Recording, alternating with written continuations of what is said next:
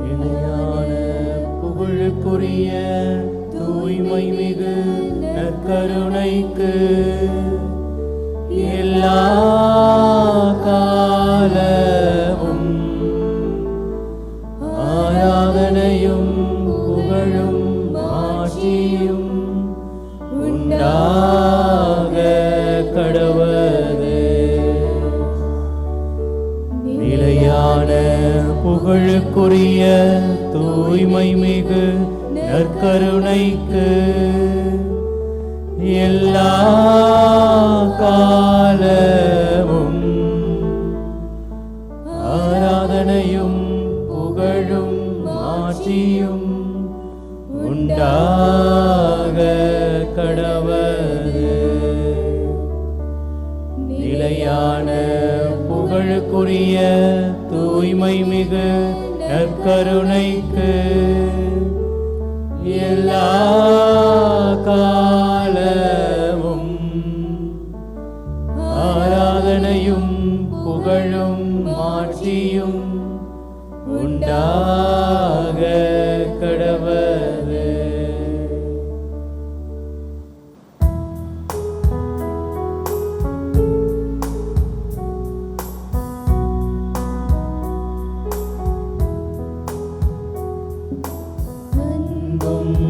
அமைதியும் நீரே இன்ப நற்கருணை நாதா. அன்பும் அமைதியும் நீரே இன்ப நற்கருணை நாதா. நன்றியும் துதியும் புகழும் நாளும் உமக்கே இறைவா. நாளும் உமக்கே இறைவா. அன்பும் அமைதியும் நீரே இன்ப நற்கருணை நாதா. இயேசுவே இறைவா போற்றி. உந்தன் நேச நற்கருணை போற்றி. இயேசுவே இறைவா போற்றி. உந்தன் நேச நற்கருணை போற்றி. அன்பும் அமைதியும் நீரே இன்ப நற்கருணை நாதா.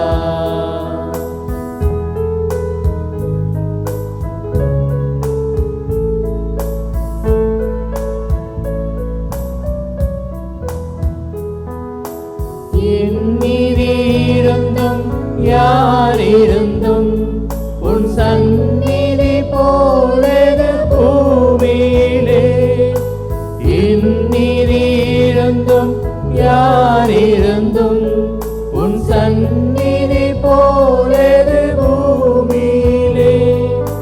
கண்ணெதிரே நின்று கரம் நீட்டும். கண்ணெதிரே நின்று கரம் நீட்டும். கருணையே உம்மில் சரணடைந்தோம்.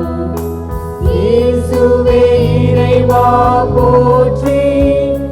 உந்தன் நேச நற்கருணை போற்றி.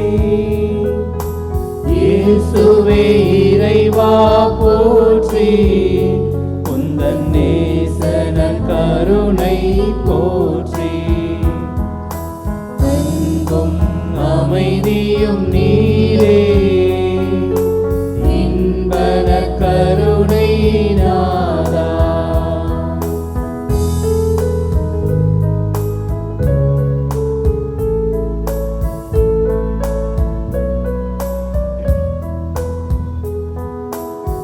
ஆசையில் உழன்றோ சுகம் இழந்தோ இவ்வறிவியல் உலகில் நெறி இழந்தோ. ஆசையில் உழன்றோ சுகம் இழந்தோ இவ்வறிவியல் உலகில் நெறி இழந்தோ. பாசமுடன் நீ பரிமாறும். பாசமுடன் நீ பரிமாறும். கருணை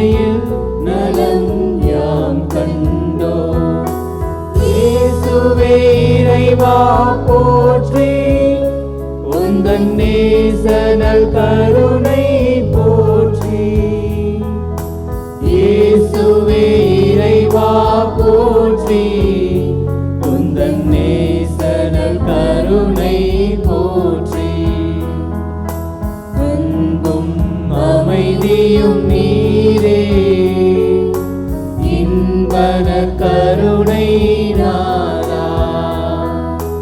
அன்பும் அமைதியும் நீரே, இன்பன கருணை நாதா.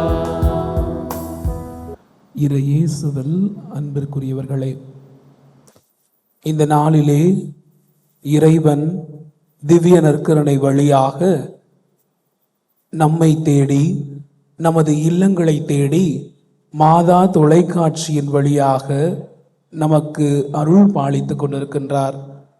இந்த வேளையில் இந்த ஆராதனையானது மதுரை உயர்மறை மாவட்டம், வடக்கு மறைவட்டம், கடச்சநேந்தல் பங்கிலிருந்து இந்த ஆராதனையானது ஒளிபரப்பப்பட்டு கொண்டிருக்கின்றது.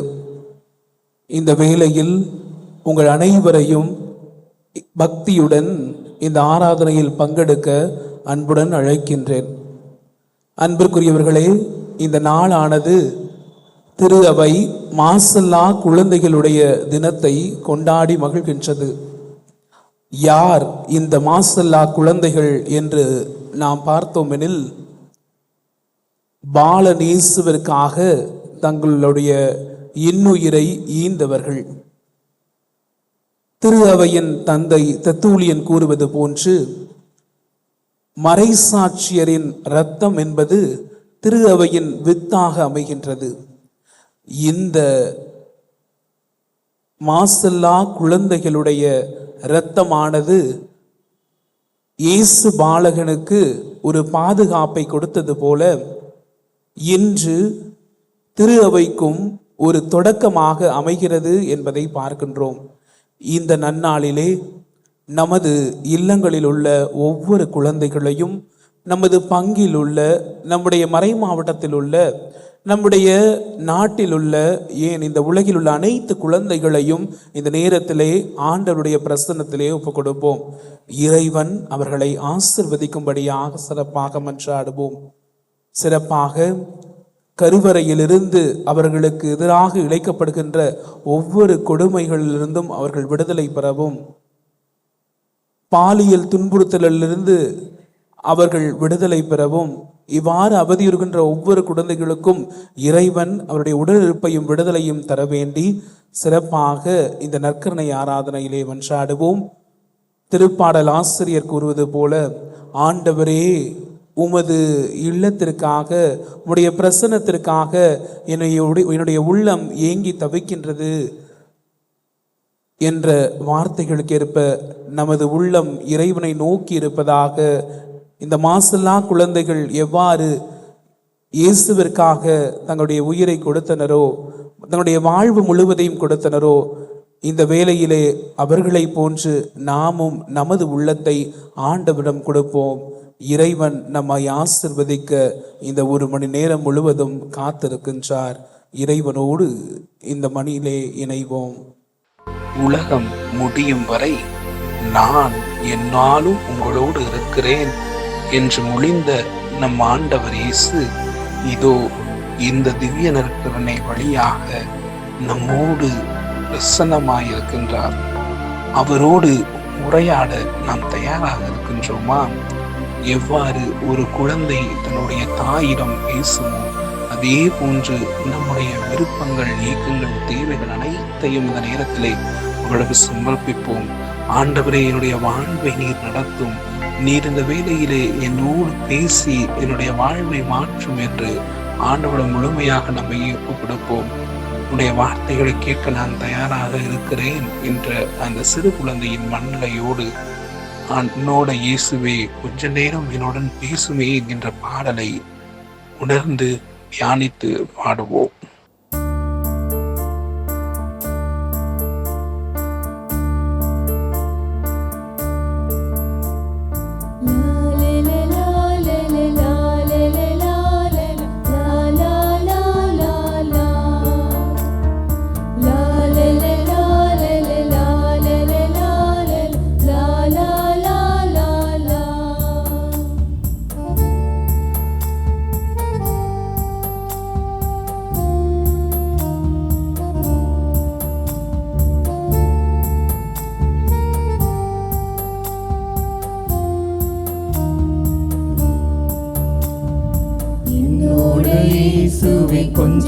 நேரம் பேசுமே ஆசையாயிருக்குதையா.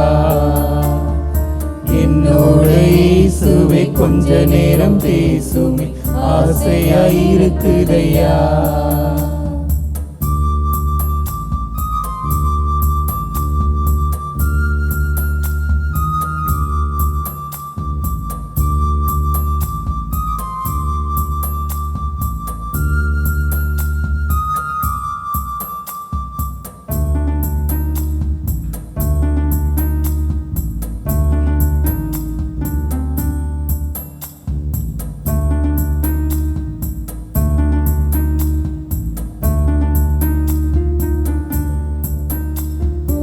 அருகில் நான் அமர்ந்து என் கதைய சொல்ல வேணும்.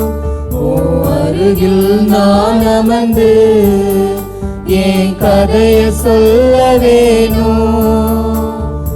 எப்போது நான் இருக்கேன் என்று சொல்ல நீ வேணும். எப்போது நான் இருக்கேன் என்று சொல்ல நீ வேணும். என்னோட இயேசுவே கொஞ்ச நேரம் பேசுமே ஆசையாயிருக்குதையா. என்னோட இயேசுவே கொஞ்ச நேரம் பேசுமே ஆசையாயிருக்குதையா.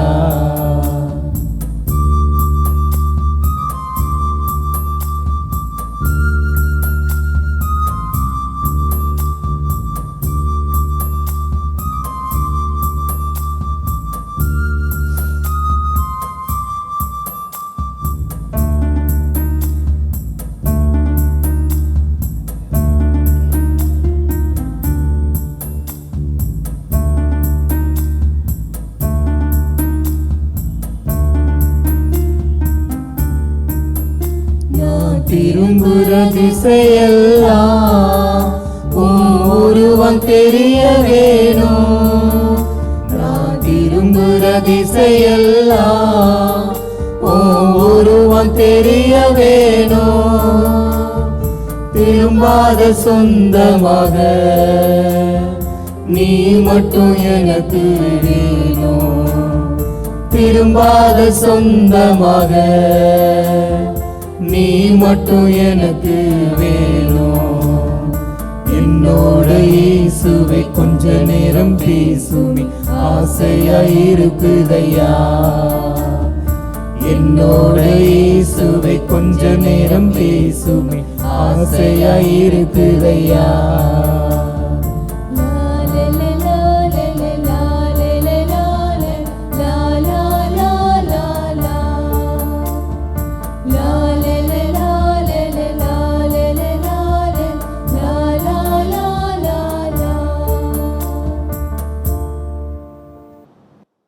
ஆண்டவர் உங்களோடு இருப்பாராக.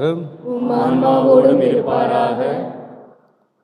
புனித யோவான் எழுதிய தூய நற்செய்தியிலிருந்து வாசகம். ஆண்டவரே மாட்சி உமக்கே. அக்காலத்தில் இயேசு கூறியதாவது: நானே திராட்சை செடி, நீங்கள் அதன் கொடிகள். ஒருவர் என்னுடனும் நான் அவருடனும் இணைந்திருந்தால் அவர் மிகுந்த கனி தருவார். என்னை விட்டு பிரிந்து உங்களால் எதுவும் செய்ய இயலாது. என்னோடு இணைந்து இராதவர் கொடியைப் போல தரித்து எறியப்பட்டு உலர்ந்து போவார். அக்கொடிகள் கூட்டி சேர்க்கப்பட்டு நெருப்பிலிட்டு எரிக்கப்படும். நீங்கள் என்னுள்ளும் என் வார்த்தைகள் உங்களுள்ளும் நிலைத்திருந்தால் நீங்கள் விரும்பி கேட்பதெல்லாம் நடக்கும். நீங்கள் மிகுந்த கனி தந்து என் சீடராய் இருப்பதே என் தந்தைக்கு மாட்சி அளிக்கிறது. என் தந்தை என் மீது அன்பு கொண்டுள்ளது போல நானும் உங்கள் மீது அன்பு கொண்டுள்ளேன். என் அன்பில் நிலைத்திருங்கள். நான் என் தந்தையின் கட்டளைகளை கடைபிடித்து அவரது அன்பில் நிலைத்திருப்பது போல நீங்களும் என் கட்டளைகளை கடைபிடித்தால் என் அன்பில் நிலைத்திருப்பீர்கள். என் மகிழ்ச்சி உங்களுள் இருக்கவும் உங்கள் மகிழ்ச்சி நிறைவு பெறவுமே இவற்றை உங்களிடம் சொன்னேன். நான் உங்களிடம் அன்பு கொண்டிருப்பது போல நீங்களும் ஒருவரிடம் ஒருவர் அன்பு கொண்டிருக்க வேண்டும் என்பதே என் கட்டளை. ஒருவர் தம் நண்பர்களுக்காக தம் உயிரை கொடுப்பதை விட சிறந்த அன்பு யாரிடமும் இல்லை. நான் கட்டளையிடுவதையெல்லாம் நீங்கள் செய்தால் நீங்கள் என் நண்பர்களாய் இருப்பீர்கள். இனி நான் உங்களை பணியாளர் என சொல்ல மாட்டேன். ஏனெனில் தம் தலைவர் செய்வது இன்னதென பணியாளருக்கு தெரியாது. உங்களை நான் நண்பர்கள் என்றேன். ஏனெனில் என் தந்தையிடமிருந்து நான் கேட்டவை அனைத்தையும் உங்களுக்கு அறிவித்தேன். நீங்கள் என்னை தேர்ந்து கொள்ளவில்லை, நான் தான் உங்களை தேர்ந்து கொண்டேன். நீங்கள் சென்று கனி தரவும் நீங்கள் தரும் கனி நிலைத்திருக்கவும் உங்களை ஏற்படுத்தினேன். ஆகவே நீங்கள் என் பெயரால் தந்தையிடம் கேட்பதையெல்லாம் அவர் உங்களுக்கு கொடுப்பார். நீங்கள் ஒருவரிடம் ஒருவர் அன்பு கொள்ள வேண்டும் என்பதே என் கட்டளை. இது கிறிஸ்துவின் நற்செய்தி. அருமையான மக்களே, பாசத்துக்குரிய குழந்தைகளே, இன்றைய நாளிலே மாதா தொலைக்காட்சியானது நமது மதுரை உயர்மறை மாவட்ட வடக்கு வட்டத்திலே இருக்கின்ற இந்த புனித அந்தோனியார் திருத்தலத்திலிருந்து இந்த நற்கருணை வழிபாட்டை தமிழ் பேசும் எல்லா மக்களுக்கும் இது ஒளிபரப்பாக ஆக்கப்படுகின்றது. அதாவது மாசில்லா குழந்தைகளுடைய திருவிழாவை முன்னிட்டு அந்த குழந்தைகள் எவ்வாறு கிறிஸ்துவுக்காக தங்களுடைய உயிரை கொடுத்தார்களோ அதே போன்று அந்த குழந்தைகள் இன்றைக்கு காப்பாற்றப்பட இயலாத நிலைக்கு உள்ளாகி இருக்கின்ற வேளையில் அவர்களை காப்பாற்ற வேண்டியது, காக்க வேண்டியது பெற்றோர்களாகிய உங்களது கடமை.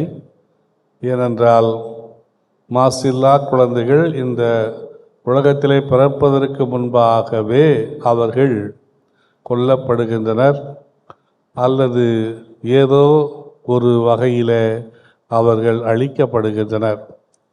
ஆனால் இந்த அழிவை, இந்த கொலையை தவிர்க்க வேண்டுமென்றால் நாம் கடவுளுடைய அன்பை உள்வாங்கியவர்களாக இருக்க வேண்டும். ஏனென்றால் கடவுளுடைய அன்பு நம் உள்ளங்களை சீர்படுத்த வேண்டும். நம் உள்ளங்களிலே அன்பு தீ பற்றி எரிய செய்ய வேண்டும். நம்முடைய உள்ளங்கள் கடவுள் கொடுக்கின்ற அந்த குழந்தைகளை ஏற்றுக்கொள்ளுகின்ற மனப்பக்குவத்தோடு வாழ நமக்கு அவருடைய ஆசிரையும் அருளையும் கொடுக்க வேண்டும். எனவே நாம் அன்பை பற்றி இன்று நாம் சிந்திப்போம். இந்த அன்பு ஒரு மிகப்பெரிய ஆற்றல், எல்லோரையும் ஈர்க்கின்ற ஆற்றல் கொண்டதுதான் அன்பு. பகைவர்களையும் நயவஞ்சகர்களையும் ஏமாற்றுக்காரர்களையும் எல்லோரையும் துச்சமாக நினைக்கின்றவர்களையும் ஈர்க்கக்கூடியது, அவர்களை மாற்றக்கூடியது இந்த அன்பு என்ற ஒரே ஆற்றல். இந்த அன்பை 4 வகையாக பிரிக்கின்றார்கள். ஒன்று பாசம். இந்த பாசத்தை எங்கு நாம் அனுபவிக்கின்றோம் என்றால் குடும்பத்தில் பார்க்கின்றோம். பிள்ளை பாசம், தாய் பாசம், தந்தை பாசம், சகோதர பாசம் என்று. ஏனென்றால் குடும்பத்திலே உள்ளவர்கள் நம்முடையவர்கள் என்ற அந்த உணர்வோடு நாம் அனைவரும் அங்கு உண்மையான ஒரு பாசத்தோடு வாழ்கின்றோம். அடுத்து நட்பு.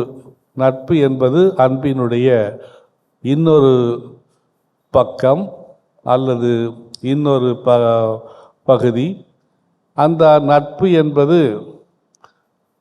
யார் யார் ஒத்த சிந்தனை உடையவர்களாக இருக்கின்றார்களோ அல்லது ஒரு ஒத்த ஆர்வத்தோடு இணைந்து செயல்படுகின்றார்களோ அல்லது ஏதோ ஒரு அடிப்படையில் ஒன்று சேர்ந்து அவர்கள் நட்போடு வாழ்கின்றார்கள். இந்த நட்பு என்பது இன்னொரு பரிமாணம், அன்பினுடைய இன்னொரு பரிமாணம். அடுத்தபடியாக இருப்பது திருமணம். இதுவும் அன்பின் இன்னொரு பரிமாணம். இந்த அன்பு என்பது கணவன் மனைவியிடையே இருக்க வேண்டிய ஒரு தனித்துவமிக்க ஒரு அன்பு. ஆகவே இந்த அன்பை கணவன் மனைவியிடத்திலே இருக்கின்றது. கணவனும் மனைவியும் இந்த அன்பை கொண்டவர்களாக வாழ்கின்றார்கள் குடும்பத்திலே. இன்னொரு பரிமாணம் என்னவென்றால் தியாகமிக்க அன்பு. அதாவது இந்த அன்பானது எல்லோரையும் அரவணைக்கக்கூடியது, எல்லோரையும் ஏற்றுக்கொள்ளக்கூடியது, எல்லோருக்காகவும் தன்னை கையளிக்கக்கூடியது. ஆனால் எதிர்பார்த்து அல்ல, கைமாறு கருதாது, தன்னலம் கருதாது அனைவரையும் அரவணைக்கின்ற ஒரு அன்பு. இந்த அன்பைத்தான் ஆகாப்பே என்று நாம் சொல்லுகின்றோம். தியாகம் உள்ள அன்பு. நாம் கடவுளை பற்றி நினைக்கின்ற பொழுது கடவுளுடைய அன்பு எப்படிப்பட்ட அன்பு, கடவுள் எவ்வாறு நம்மை அன்பு செய்தார் என்று நாம் நினைத்து பார்க்கின்ற பொழுது யோவான் எழுதிய முதல் திருமுகத்தில் அங்கு புனித யோவான் கூறுகின்றார், கடவுள் அன்பாய் இருக்கின்றார் என்று. எனவே அன்பு என்பது கடவுள், கடவுள் என்பது அன்பு. எனவே அன்பை கடவுள் என்று சொல்லலாம், கடவுளை அன்பு என்றும் சொல்லலாம். ஆக கடவுளே அன்பு, God is love and love is God. ஆக இந்த அன்பே உருவான இறைவனிடத்திலிருந்து நமக்கு அந்த இறைவன் கொடுப்பதெல்லாம் அந்த அன்புதான், அந்த அன்பினுடைய கொடைகள்தான், அந்த அன்பினுடைய கனிகள்தான், அந்த அன்பினில் விளைகின்ற விளைவுகளைத்தான் நாம் அந்த இறைவனிடத்திலிருந்து பெற்றுக்கொள்ளுகின்றோம். எனவே இன்றைக்கு நாம் எல்லோருமே பாவிகளாக இருந்த பொழுது, அதாவது கடவுளை விட்டு அகன்றவர்களாக, கடவுளை விட்டு பிரிந்தவர்களாக, பாவ நிலையில் அந்த கடவுளை நாம் வேண்டாம் என்று வெறுத்து ஒதுக்கிய பொழுதும் கூட அந்த கடவுள் நம்மை அன்பு செய்தார். எனவே இந்த அன்பினுடைய தன்மை எதில் அடங்கியிருக்கின்றது என்பதை நாம் மீண்டும் யோவான் எழுதிய முதல் திருமுகத்திலேயே 4வது அதிகாரத்தில் 10வது வசனத்தில் வாசிக்கின்றோம். நாம் கடவுளை அன்பு செய்தோம் என்பதில் அல்ல, மாறாக அவரே நம்மீது அன்பு கொண்டு நமது பாவங்களுக்காக கழுவாயாக தன்னுடைய மகனை அனுப்பியதில் தான் அன்பினுடைய தன்மை விளங்குகின்றது என்று புனித யோவான் கூறுகின்றார். ஆகவே நாம் முதன் முயற்சி எடுக்கவில்லை, ஆனால் கடவுள்தான் முதன் முயற்சி எடுக்கின்றார். அந்த முதன் முயற்சி எடுத்த கடவுள் என்ன செய்கின்றார்? தன்னுடைய ஒரே மகனை நம்முடைய பாவங்களுக்கு கழுவாயாக, பரிகாரமாக இந்த உலகத்திலே அனுப்புகின்றார். அதுதான் அன்பினுடைய இயல்பு என்று சொல்லுகின்றார். எனவே கடவுள் எந்த அளவுக்கு இந்த உலகத்தை அன்பு செய்தார் என்பதை நாம் மீண்டும் யோவான் எழுதிய நற்செய்தியில 3வது அதிகாரம் 16வது வசனத்தில் அங்கு இயேசு பெருமான் கூறுகின்றார், தம் மகன் மீது நம்பிக்கை கொள்ளும் எவரும் அழியாமல் நிலைவாழ்வை பெறும் பொருட்டு தம் ஒரே மகனை அளிக்கும் அளவிற்கு கடவுள் உலகின் மேல் அன்பு கூர்ந்தார் என்று சொல்லுகின்றார். ஆக இந்த உலகத்தின் மீது கடவுளுடைய அன்பு எப்பேற்பட்ட அன்பு! தன்னுடைய மகனையே கொடுக்கின்ற அன்பு, கையளிக்கின்ற அன்பு. ஆகவே தான் இறைமகன் இயேசு கிறிஸ்து அன்பின் உருவாக இந்த உலகத்தில் அவர் தோன்றுகின்றார். தோன்றிய அந்த கிறிஸ்து கூறுகின்றார் என்று நாம் வாசிக்க கேட்ட நற்செய்தியில், யோவான் எழுதிய நற்செய்தியில் 15வது அதிகாரம் 9வது வசனத்தில் அங்கு அவர் சொல்லுகின்றார். என்ன சொல்லுகின்றார்? தந்தை என் மீது அன்பு கொண்டுள்ளது போல நானும் உங்கள் மீது அன்பு கொண்டுள்ளேன். தந்தையினுடைய அன்பு தன்னலமற்ற அன்பு, கையளிக்கின்ற அன்பு. ஆகவே தம்மையே முழுமையாக கொடுத்து விடுகின்ற அன்பு. தன்னுடைய மகனில் நமக்காக அவர் தம்மையே முழுமையாக கையளிக்கின்ற அன்பைத்தான் நாம் பார்க்கின்றோம். என் தந்தை என் மீது அன்பு கொண்டுள்ளது போல நானும் உங்கள் மீது அன்பு கொண்டுள்ளேன். ஆமாம், இன்றைக்கு கிறிஸ்துவும் தந்தையினுடைய அன்பை போன்று தன்னையே முழுமையாக நமக்கு கொடுத்து விடுகின்ற அன்பைத்தான் அவர் இந்த உலகத்தில் கொண்டு வந்தார். அந்த அன்பிற்காகத்தான் அவர் இறந்தார். தந்தையும் தன்னுடைய மகனை நமக்காக கையளித்தார், மகனும் தன்னையே முழுமையாக நமக்காக கையளித்தார். அப்படி என்றால் இன்றைக்கு அந்த அன்பிலே நாம் நிலைத்திருக்க நமக்கு அழைப்பு விடுக்கின்றார் கிறிஸ்து பெருமான். இந்த அழைப்பு எத்தகைய அழைப்பு? அதாவது அன்பில் நிலைத்திருப்போர் கடவுளோடு இணைந்திருப்பர், கடவுளும் அவர்களோடு இணைந்திருப்பர் என்று யோவான் எழுதிய முதல் திருமுகத்தில் 4வது அதிகாரம் 16வது வசனத்தில் சொல்லுகின்றார். அதாவது அன்பில் நிலைத்திருங்கள் என்று சொல்லுகின்ற பொழுது அதனுடைய பொருள் என்ன? அதாவது யார் அந்த கிறிஸ்து நம்மை அன்பு செய்ததை போல, கடவுள் கிறிஸ்துவை அன்பு செய்தது போல நாம் அந்த கிறிஸ்துவனுடைய அன்பிலே நிலைத்திருந்தோம் என்றால் நாம் கடவுளோடு இணைந்திருப்போம், கடவுளும் நம்மோடு இணைந்திருப்பார் என்பதைத்தான் யோவான் எழுதிய திருமுகத்தில் முதல் திருமுகத்தில் 4வது அதிகாரம் 16வது வசனத்தில் அங்கு கூறுகின்றார். ஆகவே இன்றைக்கு இந்த கிறிஸ்துவினுடைய அன்பு தந்தை மகனுக்கு காட்டிய அன்பின் மொத்த உருவமாக இருக்கின்றார் கிறிஸ்து பெருமான். அந்த மகன் இன்றைக்கு தம்மையே நமக்காக முழுமையாக கையளிக்கின்றார். அந்த கையளிப்பு என்பது நம்மை கடவுளோடும் இணைந்திருக்க செய்கின்றது. ஏனென்றால் நாம் அன்பு செய்தோம் என்றால் அந்த கடவுளோடு நாம் இணைந்திருப்போம், அவரும் நம்மோடு இணைந்திருப்பார் என்று சொல்லுகின்றார். ஆக இந்த கிறிஸ்து பெருமானுடைய அன்பு உண்மையிலேயே எத்தகைய அன்பு என்று பார்க்கின்ற பொழுது நாம் இன்று வாசிக்க கேட்ட நற்செய்தியில், யோவான் எழுதிய நற்செய்தியில் 15வது அதிகாரத்தில் 13வது வசனத்தில் தம் நண்பர்களுக்காக உயிரை கொடுப்பதை விட சிறந்த அன்பு யாரிடமும் இல்லை. நமக்காக அவரை உயிரை கொடுத்தார், நமக்காக அவர் சிலுவையில் இறந்தார், நமக்காக இறுதி சொட்டு ரத்தம் வரை அவர் சிலுவையிலே சிந்தினார். இது யாருக்காக? நமக்காக. ஆக நம்முடைய நண்பர்களுக்காக உயிரை கொடுப்பதை விட சிறந்த அன்பு எங்கும் இருக்க முடியாது. இன்றைக்கு நாம் அன்பு செய்கின்ற பொழுது வேண்டியவர்கள் வேண்டாதவர்கள், பிடித்தவர்கள் பிடிக்காதவர்கள், நம்மை வெறுக்கின்றவர்கள் நம்மை வெறுக்காதவர்கள், நம்மை கண்டுகொள்ளாதவர்கள் நம்மை கண்டுகொள்ளுகின்றவர்கள் என்று வேறுபடுத்தி பார்த்து நாம் உண்மையிலேயே அன்பு செய்யக்கூடாது. மாறாக இந்த அன்பானது அனைவரையும் அரவணைத்து கொள்ளுகின்ற அன்பாக இருக்க வேண்டும். ஏனென்றால் இன்றைக்கு நாம் அன்பு செய்கின்ற பொழுது நம்முடைய குடும்பத்தை சார்ந்தவர்களை மட்டும் அன்பு செய்தால் அது சுயநலம், அல்லது நம்முடைய நண்பர்களை மட்டும் அன்பு செய்தால் அது சுயநலம்தான்.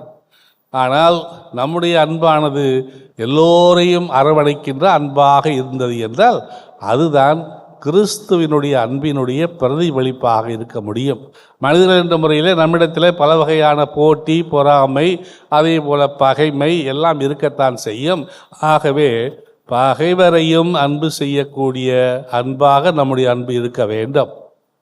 அதை அவரையே நமக்கு செய்து காட்டி இருக்கின்றார். இன்றைக்கு நாம் நினைத்து பார்க்கின்ற பொழுது இத்தகைய அன்பு நம்மை ஊடுருவி பாய்ந்தது என்றால் நம்முடைய வாழ்க்கையில் இந்த மாசற்ற குழந்தைகள் தாயினுடைய கருவிலை இருக்கின்ற பொழுது அந்த குழந்தைகளை பிறந்த பொழுதும் சரி, அல்லது இருக்கின்ற பொழுதும் சரி, அல்லது அவர்கள் அந்த கருவிலை இருக்கின்ற பொழுதும் சரி, அவர்களை பாதுகாப்புடன் நாம் பெற்றெடுக்க முயற்சி செய்வோமே ஒழிய அவர்களை கொள்ளுவதற்கு நாம் துணிய மாட்டோம். ஏனென்றால் அது கடவுளுடைய கொடை, அவருடைய அன்பினுடைய வெளிப்பாடு. அந்த அன்பினுடைய கொடையை நாம் உதறி தள்ளக்கூடாது. அந்த அன்பினுடைய கொடையை நாம் பால்படுத்தக்கூடாது, நாம் சிதைக்கக்கூடாது. மாறாக அவர் கொடுக்கின்ற கொடையை நாம் ஏற்றுக்கொள்ள வேண்டியது நம்முடைய கடமை. ஆகவே இன்றைய நாளிலே சிறப்பான வகையில் நாம் அனைவரும் கடவுளுடைய அன்பை நினைப்போம். அவருடைய அன்பின் தன்மை எதில் அடங்கியிருக்கின்றது என்பதை நினைப்போம். அந்த அன்பின் தன்மை எவ்வாறு நம்மை உண்மையிலேயே நாம் தவறி சென்றாலும் மீண்டும் அந்த தவறிய நிலையிலிருந்து நம்மை கொண்டு சேர்ப்பதற்கான ஒரு வழியை கடவுள் கொடுத்தார் என்பதையும் நினைத்து பார்ப்போம்.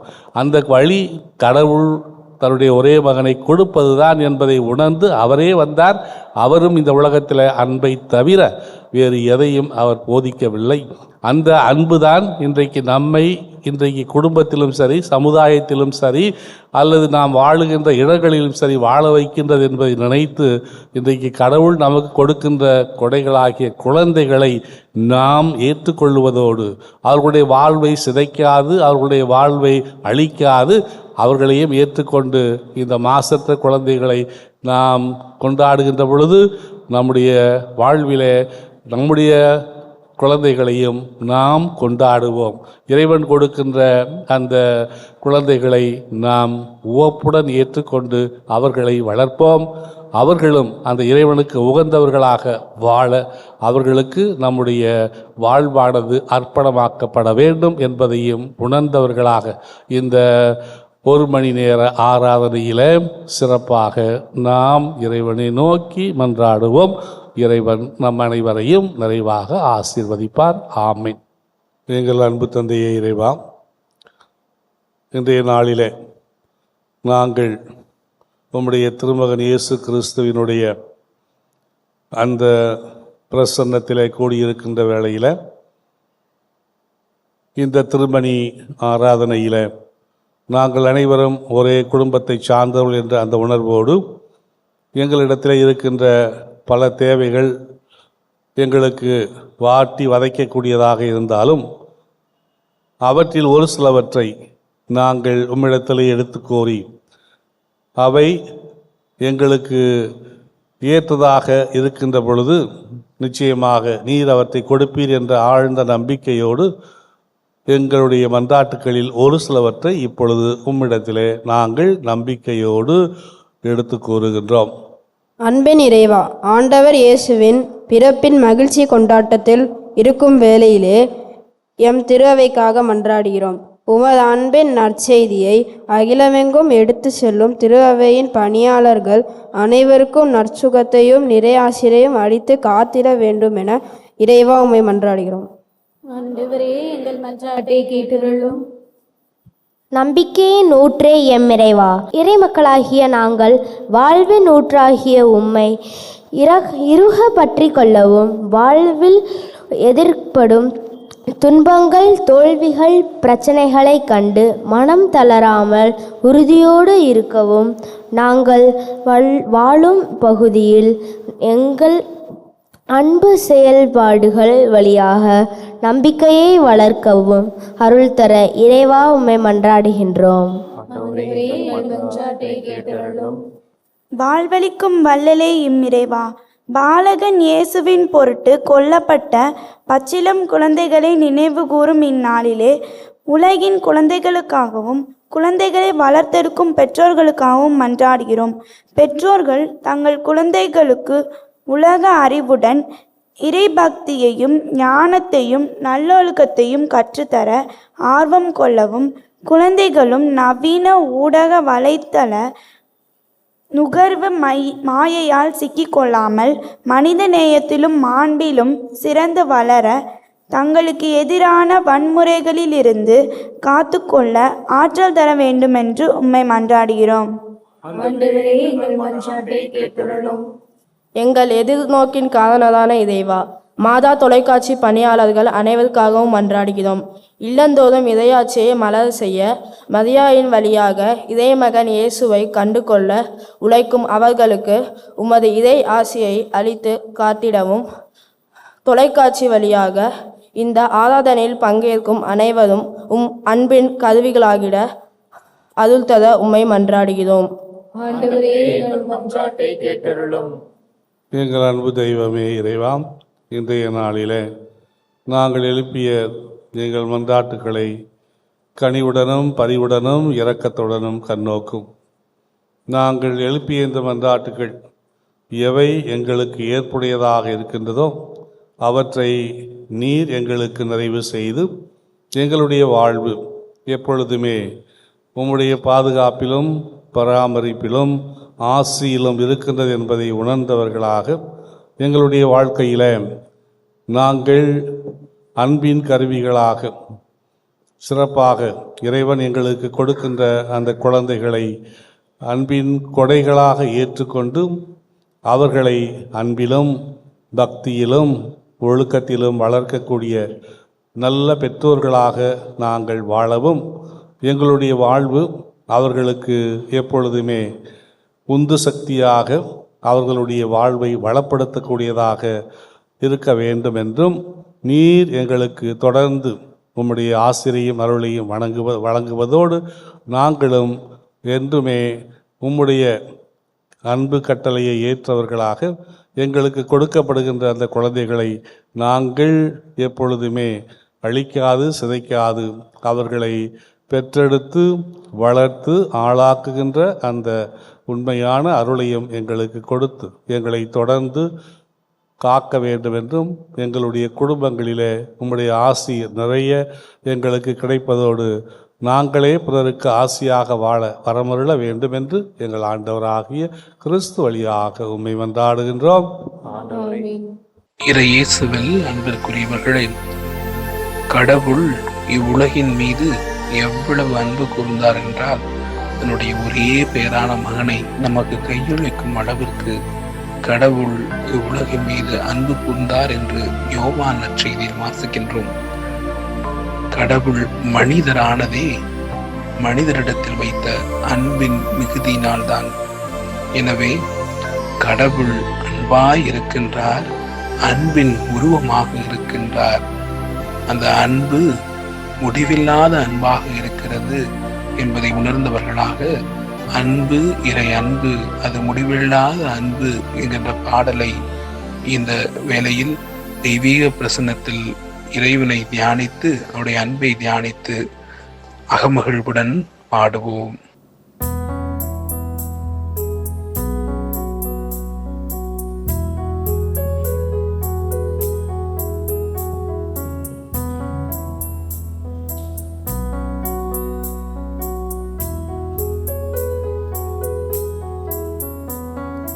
அன்பு இறை அன்பு, அது முடிவில்லாத அன்பு. அன்பு இறை அன்பு, அது நிலையான அன்பு. அன்பு இறை அன்பு, அது முடிவில்லாத அன்பு. அன்பு இறை அன்பு, அது நிலையான அன்பு.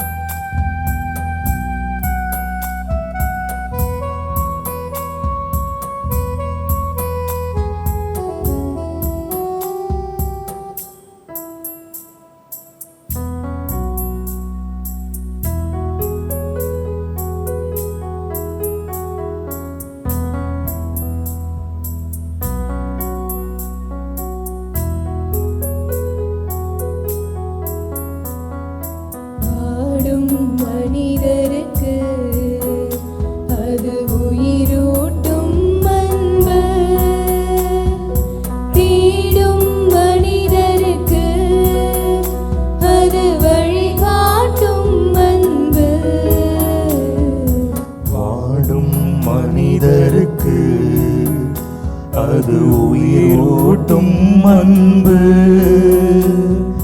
தேடும் மனிதருக்கு அது வழிகாட்டும் அன்பு.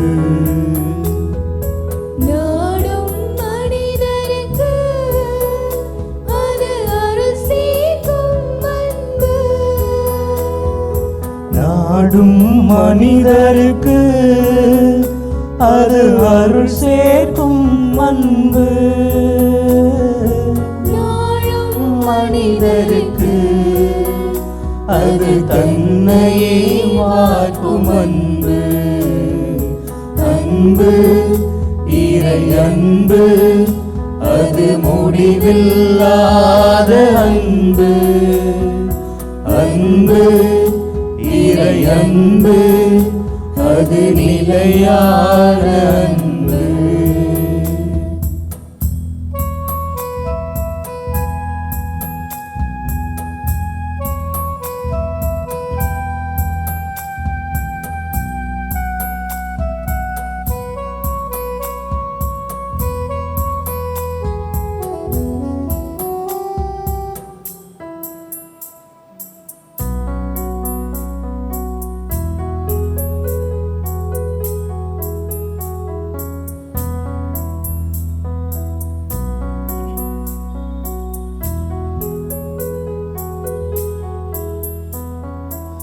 இருளில் தவிப்போர்க்கு அது ஒளி காட்டும் அன்பு. இதயம் உடைந்தோர்க்கு அது இதமாக்கும் அன்பு. இருளில் தவிப்போர்க்கு அது ஒளி காட்டும் அன்பு. இதயம் உடைந்தோர்க்கு அது இதமாக்கும் அன்பு. அபயம் கேட்போர்க்கு அது அடைக்கலமாகும் அன்பு. அபயம் கேட்போர்க்கு அது அடைக்கலமாகும் அன்பு. அனைத்தும் இழந்தோர்க்கு அது அனைத்தும் ஆகும் அன்பு. அன்பு இறை அன்பு அது முடிவில்லாத அன்பு. அன்பு இறை அன்பு அது நிலையான அன்பு. அன்பு இறை அன்பு அது முடிவில்லாத அன்பு. அன்பு இறை அன்பு அது நிலையான அன்பு.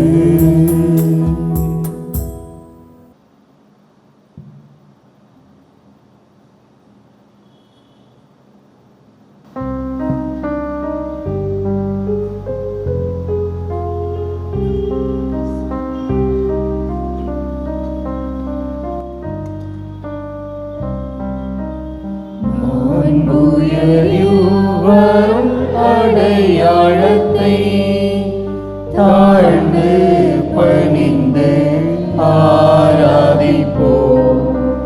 பழைய நியம முறைகள் அனைத்தும் இனி மறைந்து முடிவு பெறுக.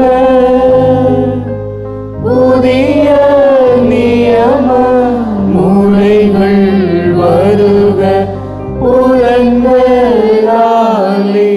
மனிதர் இதனை அறிய இயலா.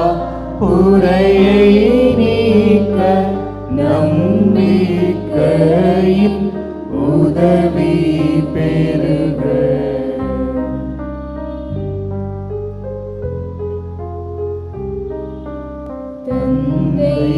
அவர்க்கும் மகன் அவர்க்கும் புகழ்ச்சியோடு வெற்றியாக்கும். மீட்பின் பெருமை மாட்சிமையோடு வலிமை வாழ்த்து யாவுமாக இருவரிடமாய் வருகின்றவராம் தூய ஆவியான அவர்க்கும் அளவில்லாத சமபுகழ்ச்சி என்றென்றுமே உண்டாகுக.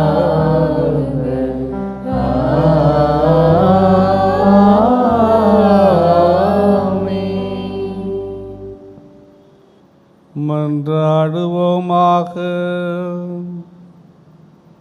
இறைவா, இந்த வியப்புக்குரிய அருளடையாளத்திலே உம்முடைய பாடுகளின் நினைவை எங்களுக்கு விட்டு சென்றீ.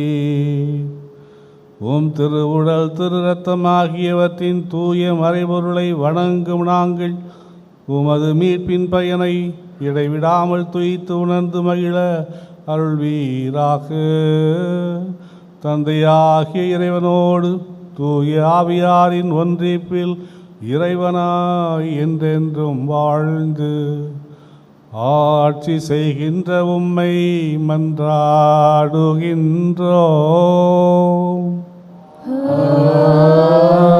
ஆமென்.